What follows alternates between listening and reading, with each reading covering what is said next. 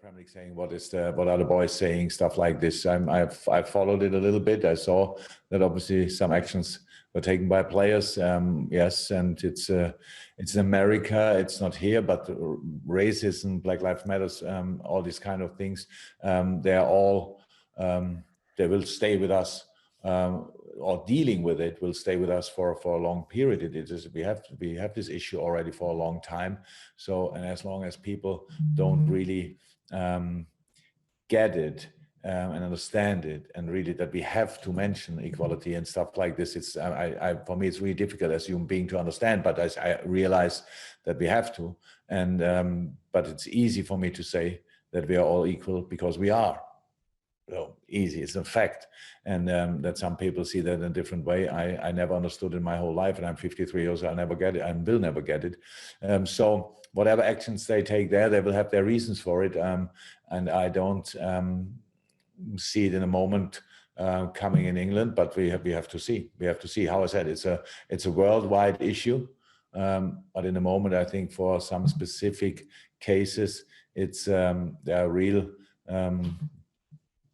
Yeah, they think about proper actions in America because it's another thing happened which should never have happened, and so that's why the players there do what they do. But I don't see it coming in a moment in England. Thanks for your time, Jürgen. Thanks, Ben. We'll move to John Southall from the BBC. John. Hi, Jürgen. How are you? Good, thank you. Good. Mikel Arteta yesterday said that this game doesn't really come at a great time for Arsenal, obviously, because the lack of preparation. Is that the same for you? Yeah. Would I want to play a proper game after 2 weeks preparation? No. But we know it for a while already. So it took a while until we had any schedule, but since we know it, yeah, we accepted it 100%. So we had now 2 weeks training. Until then, worked really hard, which everybody who wanted to see it could see in the Salzburg game, because the boys had obviously some heavy legs, and so we try to make sure that they are not that heavy anymore. But it's for us like it is for Arsenal. So we prepare for a whole season. One of the most intense probably we ever experienced in our lives, because of the amount of games, the time we have for that, and all these kind of things. So not perfect, but it's as perfect as it can be, and we will try everything to win the game. That's how it is. So how do you approach? Arsenal will do probably the same. I'm sure they will. So how do you approach it? Is it just another friendly on the way to the beginning of the season, or is it a bit more than that? Actually, we don't have friendlies, really. I know we have testing games or whatever, training games, this kind of stuff, and it's neither nor. It's a competition, and you never have the perfect. It's really rare that you have the perfect time to prepare for a specific game. If you would ask me how long do we want to have time for a preseason, I would say give me six weeks, and it will be with a full squad. That would be great. So we have until the season starts 4 weeks, which will be slightly interrupted by the international duties and all that stuff, and now of course by this game. But how I said, I would be very surprised if this would be the best game we play this season. But we should be ready to fight for a result, because the opponent has a similar situation. So just give it a proper try, give everything you have. And try to win it. That's all what I can say about it. It's not a test game. It's not a friendly. It's a proper game against Arsenal anyway. So we will try whatever we can. I know you've spoken this week about transfers, bringing players in, how difficult it's going to be. So can we expect any players coming in, or have you got anything in the pipeline? Anything you want to tell us?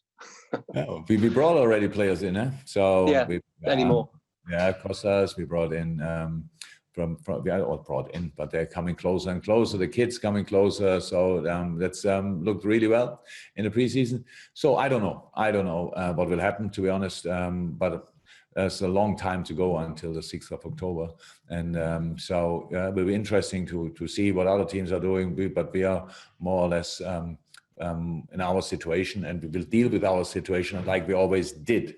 I think the philosophy of this club is pretty clear. We always did that. We will see how much we can, or how much we want to spend, and all these kind of things. So nothing really to say about it. Okay, thank you, John. Much appreciated. We'll go to James Mountford, and then if you want one, James from TalkSport, so 2 James in a row, but James Mountford first for the question. Hello, Jürgen. Can I just get the injury situation, please, for the game tomorrow? Yeah.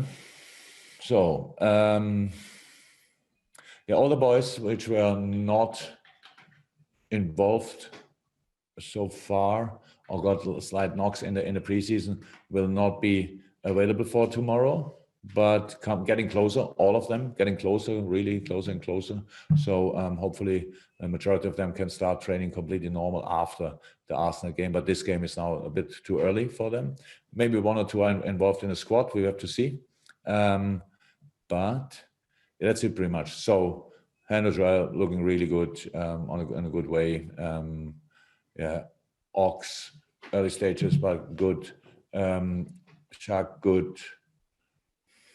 Trent, very close, very close. We have to see that we have to make a decision about tomorrow. Did I forget? Yeah, Harry looks good. Who else? Virgil. Who? Virgil van Dijk, is he? Oh, Virgil. Yeah, no, he looks fine. He looks not good because he has obviously a little cut there, but apart from that, it should be fine. Can I just ask as well, a player who's obviously started for you in pre-season so far, Ryan Brewster, is he part of your first team plans this season, can I ask? Oh, in a moment he is. In a moment he is, and we have to see what will happen in the next few weeks or so. That's we wanna use Ryan, but want to help Ryan as well. So that's why we have to make decisions, but not now. Obviously, he looks really promising.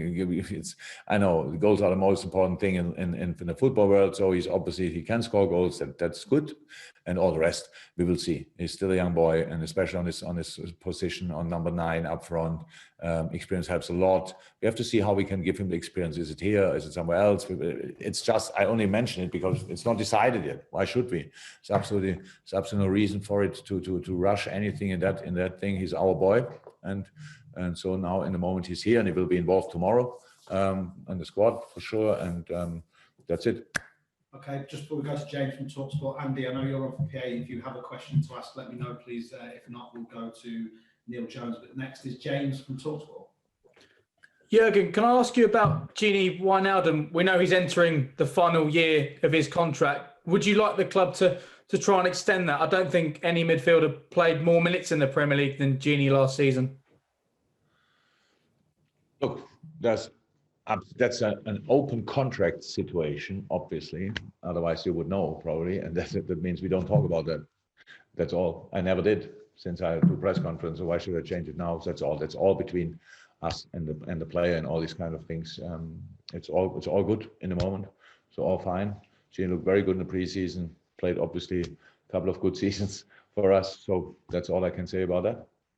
Okay, I only have 2 more hands up for the open part of the press conference. Neil Jones, followed by James Pearce. We'll go to Neil first, and then we'll go to James Pearce. Hi, Jürgen, you okay? With regards to the season, obviously it's a shorter season, it's a shorter pre-season, and the fixtures come very quickly, one after the other. Does that mean that you need a bigger squad than maybe you would normally need for a normal season? Do you need more players around that you can use? So we will see. We've never been in a situation like that.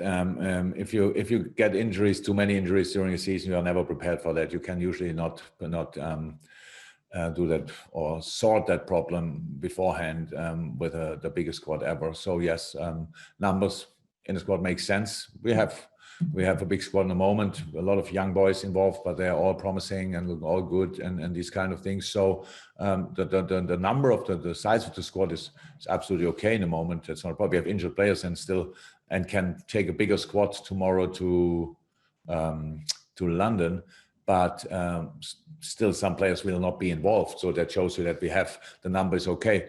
Probably you talk about the quality and stuff like this. It's again nothing really to talk about. I'm happy with what we have, but we look constantly for improvements. The only difference is we look for improvements as well internally. How can we improve the players, and how can we make them more ready for the specific occasions? And that's what we do.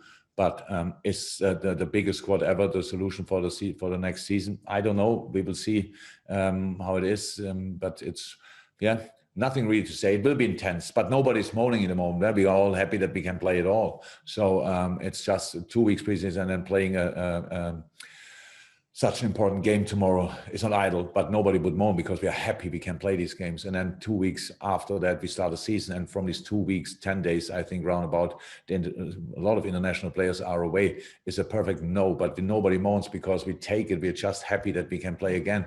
And that's how we have to approach the whole season. There's no, the time is still uncertain for all of us, not only in football, but in football as well. The situation is not sorted where we are all living in, and so we should not deal with it like it is sorted. We have to show responsibility for a lot of people in the world, in the countries, and in the club, and especially here. And so that's what we try to consider.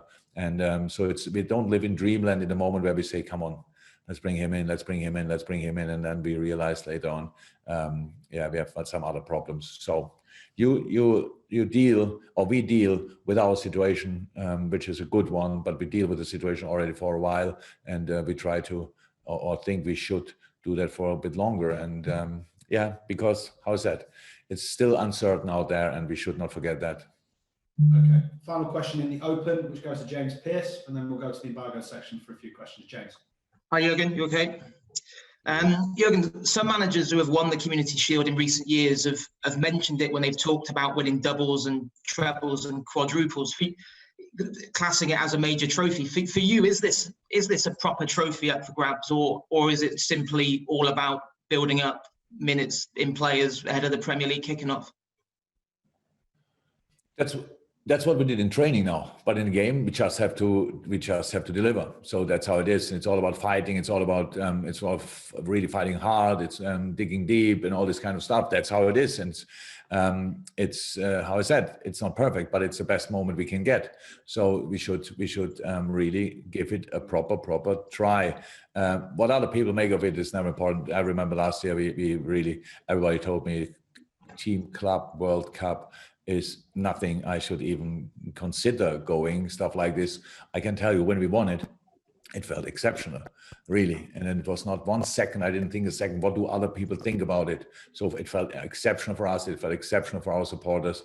And so we have the first chance, so we really want it. But that doesn't mean we get it, it just means we have to give our everything to have a chance. So, and that's what we are working on, nothing else. What it means to other people or not, I couldn't be really bothered about it. It's just how it is. There's a final, it's Wembley, so let's give it a try. Thank you. Thanks, James. So now we'll go to the embargoed section.